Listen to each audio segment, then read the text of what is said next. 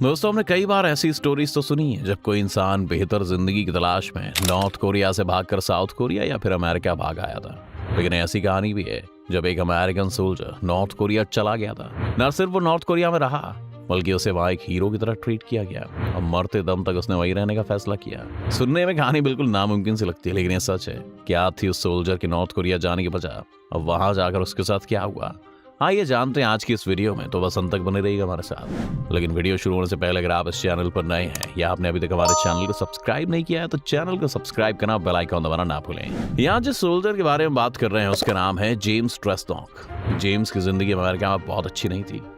उसके माता पिता का डिवोर्स हो गया था। फिर पहले उसे अपनी माँ को छोड़कर अपने पिता के साथ रहना पड़ा और फिर उसके पिता ने भी एक दिन उसे सड़क पर छोड़ दिया। किसी तरह सरवाइव करने के बाद जेम्स ने 17 साल की उम्र में अमेरिकन आर्मी ज्वाइन की थी। यहाँ पर कुछ वक्त तक उसका करियर अच्छा चला।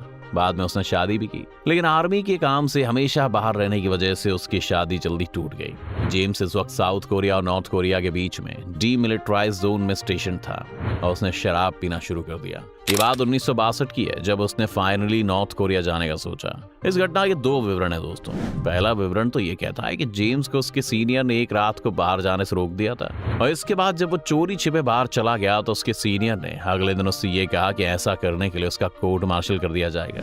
दूसरा विवरण ये है कि उसके सीनियर ने उसे बहुत ज्यादा ह्यूमिलेट किया था, जिससे तंग आकर जेम्स ने डिसाइड किया कि वह खुदकुशी कर लेगा और इसी इरादे से वो नॉर्थ कोरिया की तरफ बढ़ा था, क्योंकि रास्ते में बहुत सारी लैंड माइंस थी। खैर कहानी जो भी रही हो, लैंड माइंस जेम्स को छू नहीं पाई और वो बचता बचता नॉर्थ कोरियन ऑफिशियल्स के बिल्कुल पास पहुंच गया। उसने वहां पर अपनी गिरफ्तारी दी और उसे अरेस्ट करके बेस पर ले जाया गया। जेम्स से वहां पूछताछ हुई। उसने सभी सवालों का जवाब बहुत ही आराम से दिया। इसके बाद अगली सुबह जेम्स को इंग्लिश में एक आवाज सुनाई दी। ये आवाज लैरी एलन एप्शायर की थी। लैरी की स्टोरी भी जेम्स जैसी थी और जब उसे आर्मी ने वीट पीते हुए पकड़ा था तब उसने भी नॉर्थ कोरिया का बॉर्डर क्रॉस करते हुए पकड़ा था। लेकिन लैरी और जेम्स भी अकेले अमेरिकन नहीं थे। जहां पर एक जेरी वेन पैरिश भी था जो कुछ महीने बाद 1963 में नॉर्थ कोरिया आया।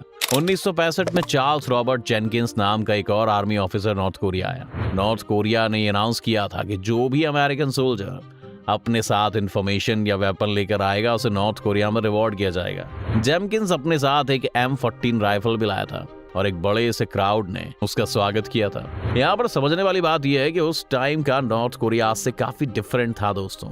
वहाँ अब भी किम फैमिली की तानाशाही थी, लेकिन वो साउथ कोरिया के मुकाबले ज्यादा इकोनॉमिकल प्रोग्रेस कर रहे थे। इन 4 अमेरिकन का इस्तेमाल नॉर्थ कोरिया सरकार ने अपने प्रोपेगेंडा के लिए किया। ये लोग वहाँ के लोगों को अमेरिका में ब्लैक स्लेवरी के बारे में लोगों को बताने लगे, जिससे आम लोगों में अमेरिका के खिलाफ नफरत पैदा हो। ये चारों एक ही कंपाउंड में रह रहे थे और उन्हें हर तरह की सुख सुविधा वहां पर दी जा रही थी। लेकिन कुछ समय बाद इन्हें लगा कि शायद इन्होंने नॉर्थ कोरिया में की गलती कर दी है, क्योंकि पूरे देश में सिर्फ वही 4 व्हाइट लोग थे और वो किसी भी नॉर्थ कोरियन महिला से शादी भी नहीं कर सकते थे।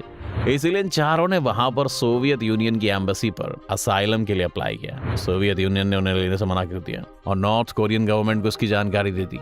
लेकिन नॉर्थ कोरियन गवर्नमेंट ने इन लोगों को पनिश नहीं किया, बल्कि यह कहा कि ये उनकी गलती है कि वो उन्हें घर जैसा फील नहीं करवा पाए। इसलिए अब वो उन्हें कोरियन भाषा सिखाएंगे ताकि वो आम लोगों के साथ घुल मिल सके। सभी ने कोरियन भाषा सीखी और फिर उन्हें खुलेआम घूमने दिया जाने लगा। 1972 तक चारों को ही नॉर्थ कोरियन सिटीजनशिप भी दे दी गई। किम सेकेंड संग के बेटे किम जोंग टू अभी तक डिक्टेटर नहीं बने थे और उनका एक शौक फिल्म मेकिंग भी था, इसलिए उन्होंने फिल्म्स बनाने का सोचा। ये फिल्म्स एक तरह से नॉर्थ कोरियन प्रोपेगेंडा ही था, लेकिन उनमें अमेरिका को विलन दिखाना था, जिस वजह से उन्हें अमेरिकन फेसेस की जरूरत थी। इन 4 लोगों को फिल्म्स में रोल मिलने लगे। 1978 में अनसंग हीरोज के नाम से उन्होंने एक 20 एपिसोड का शो शूट किया, जिसमें जेम्स को आर्थर नाम के कैरेक्टर का रोल मिला। इस रोल ने जेम्स को वहां पर इतना ज्यादा पॉपुलर बना दिया कि वो रातों रात एक स्टार बन गया। जहां भी जाता लोग उसे घेर लेते थे। इसके बाद 1980 के दशक में वो प्योंगयांग की यूनिवर्सिटी में इंग्लिश भी पढ़ाने लगा, जो कि वहां के लोगों के लिए भी काफी जरूरी था। एक दिन जब जेम्स एक रेस्टोरेंट में था तो उसे वहां पर एक यूरोपियन महिला दिखी जिसका नाम था दोयना बम्बिया। जेम्स और दोयना के बीच में बातें शुरू हुई। कुछ समय बाद इनकी शादी भी हो गई। बाद में हमें पता चला कि दोयना को नॉर्थ कोरिया ने किडनैप करवाया था और शायद इसीलिए उस रेस्टोरेंट में प्लांट किया गया था ताकि जेम्स उससे मिल पाए। लैरी को भी एक नॉर्थ कोरिया में एक थाई औरत मिल गई जिसका नाम अनोचा पंजॉय था और वो बैंकॉक में एक मसाज पार्लर में काम किया करती थी। उसे भी वहां से किडनैप किया गया था। लैरी की मौत 40 साल की उम्र में हार्ट अटैक से हो गई थी और अब सिर्फ 3 अमेरिकन यहाँ पर बचे थे। जेम्स और द्वाइना की शादी इस बीच अच्छी चल रही थी और उनके 2 बच्चे थे, थियोडोर और जेम्स। ये दोनों आज भी यहाँ रहते हैं और अपने पिता की तरह वहाँ की प्रोपेगेंडा फिल्म में अमेरिकन विलेंस का रोल करते हैं। जेम्स ने एक बार बीबीसी के इंटरव्यू में भी कहा था कि उसे नॉर्थ कोरिया की जिंदगी बहुत अच्छी लगती है और अगर वो अमेरिका में रहता तो वो शायद अपने बच्चों को इतनी अच्छी जिंदगी नहीं दे पाता। इन अमेरिकन के साथ ये भी प्रॉब्लम थी कि इन लोगों ने नॉर्थ कोरिया आने के बाद बाहर की दुनिया नहीं देखी थी, इसीलिए मालूम ही नहीं था कि ये दुनिया कितनी ज़्यादा प्रोग्रेस कर चुकी है। टेक्नोलॉजी और सोसाइटी बहुत आगे बढ़ चुकी है। साथ ही इन्हें तो ये भी नहीं मालूम था कि इंसान चांद पर पहुंच गया है। लेकिन ये अमेरिकन विदेशी टीवी चैनल्स को इंटरव्यू देते रहते थे, जिस वजह से हमें इनकी जिंदगी के बारे में पता चलता रहता है। जेम्स की जब पहली पत्नी की मौत हुई तो उसी रेस्टोरेंट में वो अपनी अगली बीवी से भी मिला। अब ये कहना मुश्किल है कि इन सभी लोगों को पता था या नहीं कि औरतें किडनैप्ड है या नहीं, क्योंकि ऐसा लगता है कि एक ओपन सीक्रेट तो रहा ही होगा। इस बीच में 1998 में जेरी वेन पैरिश की भी मौत हो गई थी और अब नॉर्थ कोरिया में सिर्फ 2 अमेरिकन बचे थे, जेम्स और चार्ल्स जेनकिंस। जहाँ जेम्स को नॉर्थ कोरियन लाइफ पसंद थी, वहीं जेनकिंस को हमेशा से ही वहां पर एक प्रिजनर जैसी फीलिंग आती थी और उसे वापस अमेरिका जाना था। 1980 में जेनकिंस ने भी 40 साल की उम्र में एक 21 साल की जापानीज लड़की से शादी कर ली थी। ये लड़की हिटोमी सागा थी और आप समझ ही गए होंगे कि इसे भी किडनैप किया गया था। लेकिन जेनकिंस और हिटोमी दोनों को ही नॉर्थ कोरिया में रहना पसंद नहीं था। 2002 में हिटोमी ने नॉर्थ कोरियन गवर्नमेंट से रिक्वेस्ट की कि कुछ दिनों के लिए जापान भेज दिया जाए उसे, और क्योंकि जेनकिंस की नॉर्थ कोरिया में बहुत इज्जत थी इसीलिए हिटोमी को भी जाने दिया गया।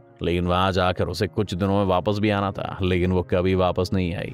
2004 में जापानीज गवर्नमेंट ने डिप्लोमेटिक चैनल्स को यूज किया और जेनकिंस को भी वो जापान लाने में कामयाब रहे। चार्ल्स जेनकिन ने जापान आकर अपनी autobiography to tell the truth लिखी और उसमें भी उन्होंने अपनी और बाकी अमेरिकन की जिंदगी के बारे में वहां पर कई खुलासे किए। इसमें नॉर्थ कोरिया के बारे में बहुत सी नेगेटिव बातें थी, लेकिन जब भी जेम्स से कोई फॉरेन जर्नलिस्ट इन पर सवाल करता था तो वो जेनकिंस को झूठा ही बताते थे, जबकि जेनकिंस का ये कहना था कि जेम्स पूरी तरह से नॉर्थ कोरिया के प्रोपेगेंडा में फंसा हुआ है और वहां की सरकार उसे यूज कर रही है। खैर, जेम्स ड्रेसनॉफ की मौत 2016 में 74 साल की उम्र में हो गई थी और जैसा कि हमने पहले बताया कि जेम्स की फैमिली अभी भी नॉर्थ कोरिया में ही रहती है। चार्ल्स जेनकिंस की बात करें तो 2008 में उसे जापानीज सिटीजनशिप दे दी गई थी और 2017 में जेनकिंस की भी मौत हो गई।